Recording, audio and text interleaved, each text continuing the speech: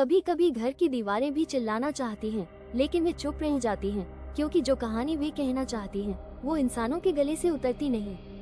आज की कहानी एक ऐसी ही हवेली की है, जहां अब भी हर सुबह एक खुशबू आती है, खून और गुलाब की। एक शांत गांव, एक बड़ा परिवार और उसमें एक अनमोल रिश्ता, 7 भाई और उनकी इकलौती बहन मीरा। मीरा उनकी जान थी। माँ बाप के जाने के बाद ये आठों बस एक दूसरे के लिए जिए। मीरा का बचपन, उसके खिलौने, उसकी पहली पाक कला, सब कुछ भाइयों के प्यार में रंगा था। लेकिन हर कहानी में एक रहस्य छिपा होता है, और इस घर में वो रहस्य रसोई में पनप रहा था। एक दिन मीरा ने एक खास खिचड़ी बनाई। भाइयों ने जैसे ही खाया, मानो जादू हो गया। ये स्वाद कैसे है मीरा? एक भाई ने पूछा। मीरा थोड़ी सहमी। वो नहीं चाहती थी सच बताए कि खाना बनाते समय उसकी उंगली कट गई थी और वो खून पकवान में मिल गया था। लेकिन प्यार में सच्चाई छुपती नहीं। उसने बता दिया। फिर वही खून, एक स्वाद, एक लत बन गया। एक दिन 6 बड़े भाइयों ने एक भयावह विचार साझा किया। अगर मीरा के खून से बना खाना इतना स्वादिष्ट था, तो उसकी पूरी देह से बना भोजन? 7वां भाई वीर ये सुनकर कांप गया। वो मीरा से बेहद प्रेम करता था, लेकिन अपने बड़ों के फैसले के खिलाफ खड़ा होने की हिम्मत उसमें नहीं थी। भूल जाओ सब कुछ वीर, सबसे बड़ा भाई बोला। ये बलिदान है उसके प्रेम का, हमारे लिए। मीरा को जंगल की ओर ले जाया गया। एक सुनसान, धुंध से ढका इलाका, चारों तरफ बस पेड़ों की सरसराहट और एक अजीब सी चुप्पी। भाई बोले, मीरा, आज तुम्हारे जीवन की नई शुरुआत है। तुम्हारा वर तुम्हारा इंतजार कर रहा है। मीरा लजाई। उसके कदम धीरे धीरे उस रास्ते पर बढ़े जहाँ फूलों की जगह सूखी पत्तियां थी और हवा में बास थी धोखे की। जंगल के बीचों बीच एक चबूतरा बना था लकड़ियों से, लेकिन उस पर कोई पूजा की थाली नहीं थी। वहाँ था एक अजीब सन्नाटा और भाइयों की बदली हुई निगाहें। मीरा रुकी। भैया, दूल्हा कहाँ है? कोई जवाब नहीं, बस सन्नाटा। फिर सबसे बड़े भाई ने उसकी आंखों पर पट्टी बांधी। बस थोड़ी देर की बात है, फिर सब ठीक हो जाएगा। मीरा ने मुस्कुराते हुए सिर हिला दिया। उसे क्या मालूम था कि आज वो दुल्हन नहीं, बलिदान बनने जा रही है। पट्टी के उस पार उसका चेहरा था शांत, मासूम और उम्मीद से भरा। एक एक करके भाइयों ने अपने तीर उठाए। हर कदम के साथ हवा भारी होती जा रही थी। पेड़ जैसे झुक गए थे, या शायद डर गए थे इस नियत से। पहली बार जंगल में पक्षियों की चहचहाहट नहीं थी, सिर्फ तीरों की सनसनाहट और मीरा की धीमी सांसें थी। हर तीर मीरा की दिशा में छोड़ा गया, पर अजीब बात थी, एक भी तीर उसे छू नहीं पाया। जैसे कोई अदृश्य दीवार हो जो उसे थामे हुए हो, जैसे प्रकृति खुद उसे बचाना चाह रही हो। फिर वीर की बारी आई, सबसे छोटा भाई, जिसे मीरा ने सबसे ज्यादा सीने से लगाया था। हाथ में तीर, लेकिन उंगलियां कांप रही थी, जैसे तीर नहीं, मीरा की आत्मा पकड़े हों। उसके भीतर एक युद्ध चल रहा था। एक तरफ भाइयों का दबाव, दूसरी तरफ बचपन की मीरा की हंसी, उसकी कहानियाँ, उसका प्यार।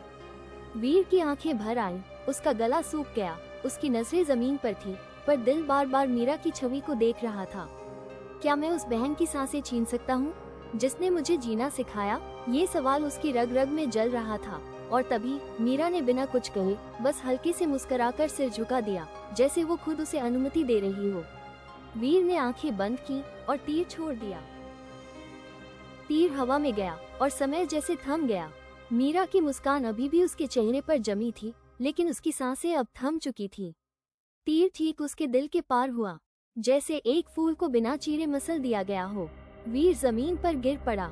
उसकी हथेलियों में खून नहीं था, पर आत्मा लहूलुहान थी। 6 भाई चुपचाप मीरा के शरीर को उठाकर एक चूल्हे के पास ले गए, जहां अग्नि जलाने की नहीं, मीरा का मांस पकाने की तैयारी थी। लोहे की बड़ी देगची, मसालों की गंध और राख की स्याही सब कुछ गवाह बन गए उस रसोई के, जहां कोई स्वाद नहीं, सिर्फ पाप पकाया जा रहा था। मीरा का शरीर छोटे छोटे टुकड़ों में काटा गया।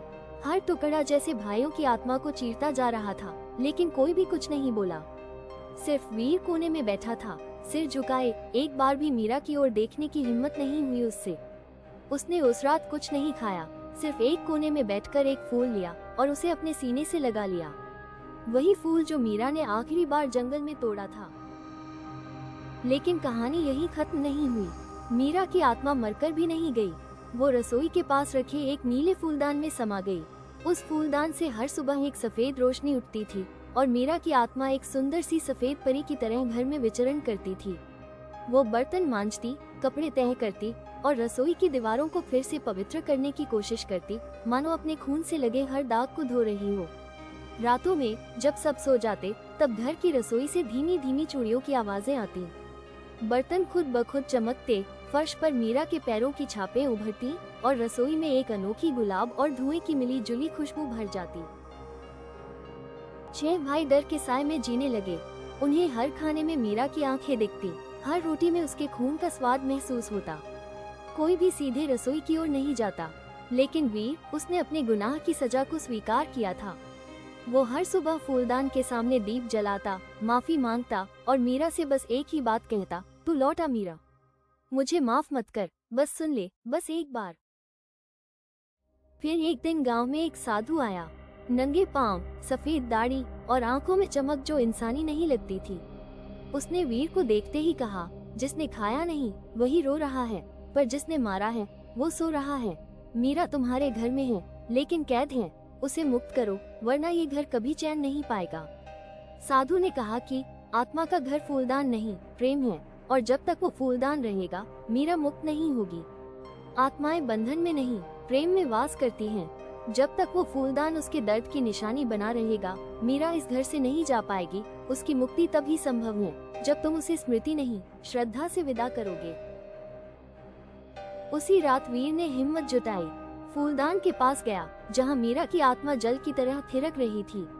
उसकी आंखें अब भी वैसी ही थी, न गुस्से से भरी, न नफरत से, बस इंतजार में। मीरा, वीर ने कांपते हुए कहा, अब तू आजाद है, तेरा प्यार, तेरा त्याग, मैं सब याद रखूंगा, पर तुझे बंधन में नहीं रहने दूंगा।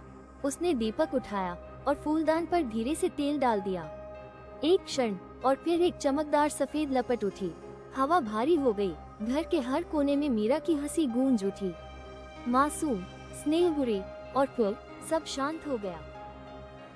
अगले दिन रसोई वैसी ही थी, लेकिन पहली बार उसमें सिर्फ भोजन की खुशबू थी, खून की नहीं।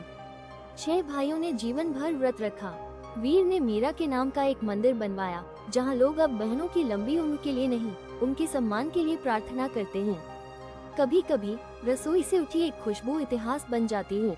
मीरा चली गई, लेकिन उसकी आत्मा आज भी हर उस बहन की ढाल है जो आंख मूंद कर अपने भाइयों पर भरोसा करती है, और हर उस भाई की प्रेरणा जो अपने स्नेह को कभी कलंक नहीं बनने देता।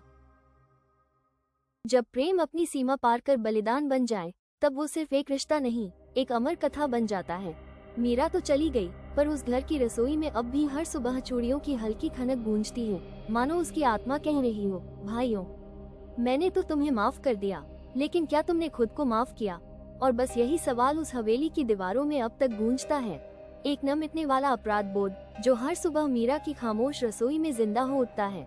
दोस्तों, अगर आपको ये कहानी दिल को छू गई हो, तो कमेंट करके जरूर बताइएगा कि कैसा लगा। अगर पसंद आए हो तो लाइक और शेयर करना न भूलें, और अगर आप चैनल पर नए हैं तो सब्सक्राइब जरूर कीजिए ऐसी ही रहस्यमयी और दिल को छू जाने वाली कहानियों के लिए। मिलते हैं अगली कहानी में। सुनते रहिए रैपिड एक्सप्लोरर।